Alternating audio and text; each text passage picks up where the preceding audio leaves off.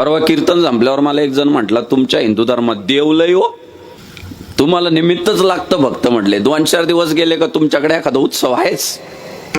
तुमच्याकडे गणेशोत्सव आहे, तुमच्याकडे नवरात्रोत्सव आहे, तुमच्याकडे दिवाळी आहे, तुमच्याकडे रामनवमी आहे, हनुमान जयंती आहे.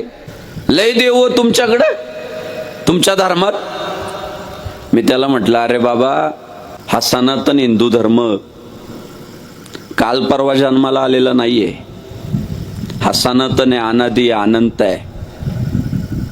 बाकीच्या धर्मांची अडचण अशी आहे, इतिहासच 1000-1200 वर्षाचा आहे. आणि त्या 1000-1200 वर्षात तितके युगपुरुष नाही जन्माला आले. आपला इतिहासच इतका भला मोठा आहे, आणि तो भला मोठा इतिहास लाभल्यामुळं आपल्याकडे देवी देवतांची संख्या वाढली. हे त्याचं महत्वाचं कारण आहे. आमच्याकडे देवी देवतांची संख्या जास्त आहे हे कमी पण नाही, आमच्या धर्माची समृद्धी आहे. परिवारात जास्त माणसं असणे चांगली गोष्ट आहे का वाईट गोष्ट आहे? चांगली गोष्ट आहे ना. आमच्या परिवारात लई मोठं माणसं आहे, ताकद आमची जास्त आहे.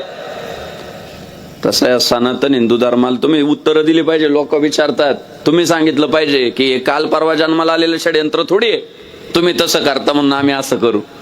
मुळात भूतलावर जन्माला येणारा प्रत्येक माणूस आधी हिंदू असतो, नंतर तो वेगवेगळा विचारसरणीत गेला तर त्याचे धर्म संप्रदाय पंथ बदलतात.